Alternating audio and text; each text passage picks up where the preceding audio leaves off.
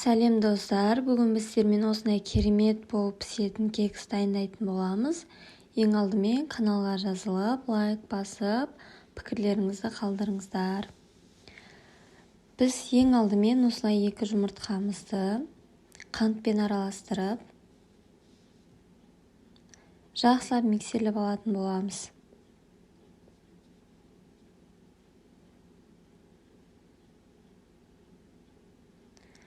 Осылай миксерлеп алды. Енді үстінен ерітілген шоколад құятын боламыз. Кез келген түрін қолдансаңыздар болады.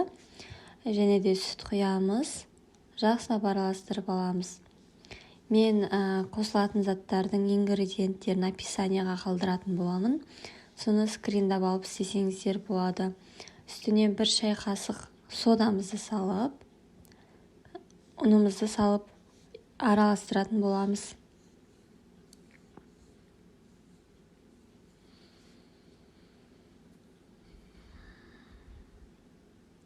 Бізде осындай әдемі масса дайын болды. Және де оған кез келген осындай сұйық май түрін қолданатын боламыз.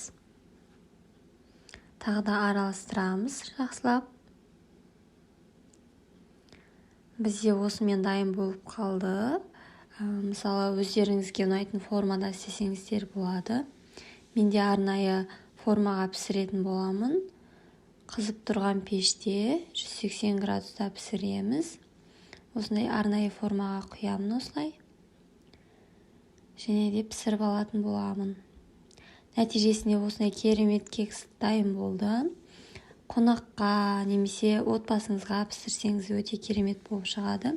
Міндетті түрде жасап көріңіздер, комментарийға отзыв қалдырыңыздар.